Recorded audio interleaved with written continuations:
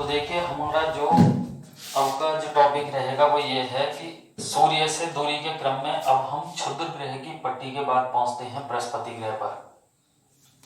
सारे तथ्यों को थोड़ा ध्यान से देखना। अब हम इस बृहस्पति ग्रह की बात करेंगे।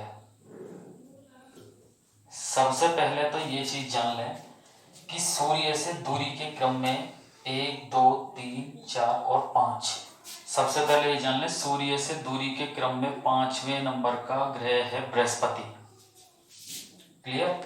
साथ के साथ ये भी जान लें कि अगर हम आकार की दृष्टि से बात करें तो जैसा कि मैंने पहले ही बताया है, इनके आकार को याद रखने का क्रम पहला, दूसरा, तीसरा, चौथा, पांचवा, उसके बाद छठा, सातवां और आठवां। ठीक है। तो आकार की दृष्टि से सबसे बड़ा ग्रह है बृहस्पति। क्लियर।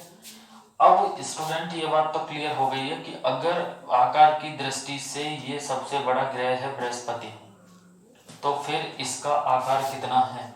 तो याद रखना है इसका आकार 1,42,000 किलोमीटर है। 1,42,000 किलोमीटर है इसका व्यास।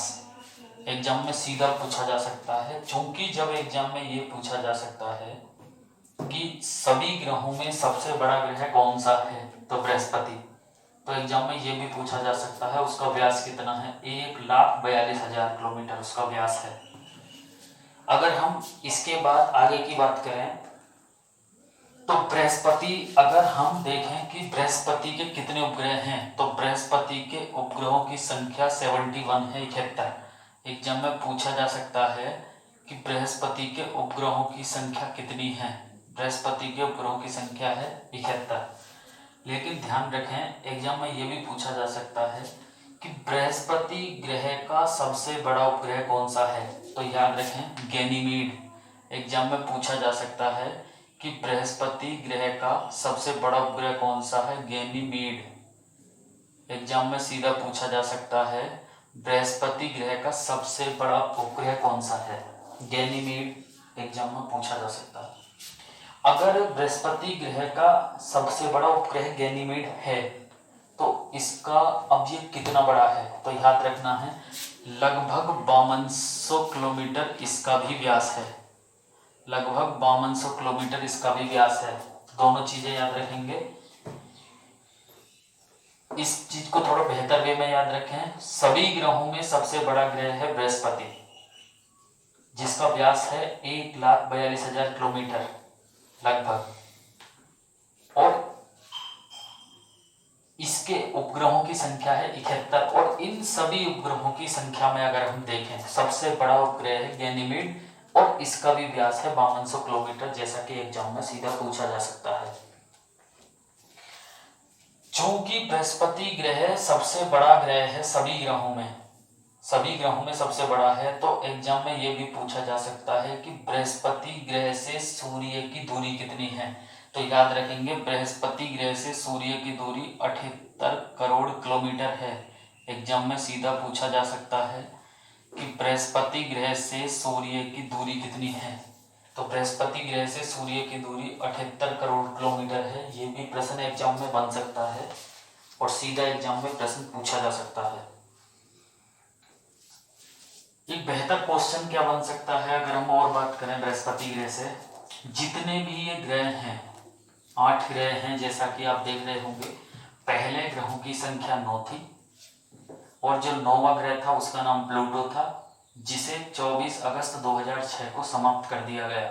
वो भी हमें डेट याद रखनी है, कई बार ऐसी प्रश्न भी एग्जाम में पूछे जा सकते हैं।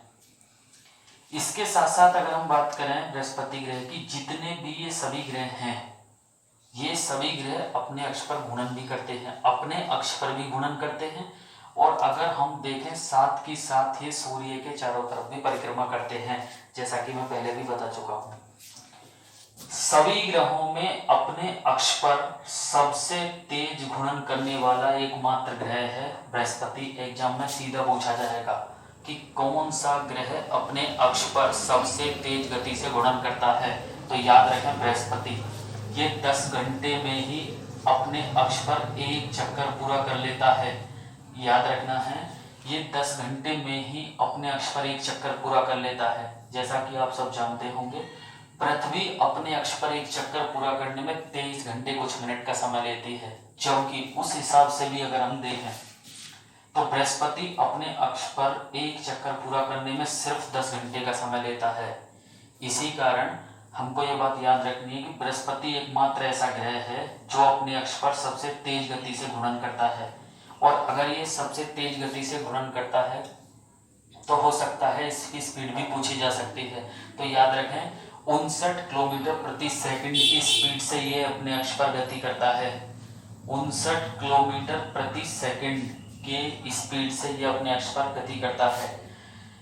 और बृहस्पति को लघु सौर तंत्र के नाम से भी जाना जाता है, क्योंकि अब आप सोच रहे होंगे कि भाई इसको लघु सौर तंत्र कहते क्यों है। देखिए, इसको लघु सौर तंत्र इसलिए कहा जाता है क्योंकि ये सभी ग्रहों में सबसे बड़ा भी है, और सबसे बड़ा होने के कारण इसके उपग्रहों की संख्या भी 71 है, और चूंकि उपग्रह भी काफी सारे हैं तो अपने आप में एक छोटा सा सौर मंडल सा ही दिखाई देता है। तो इसलिए हमेशा याद रखना है, प्रश्न पूछा जा सकता है किस ग्रह को लघु सौर तंत्र कहा जाता है। बृहस्पति।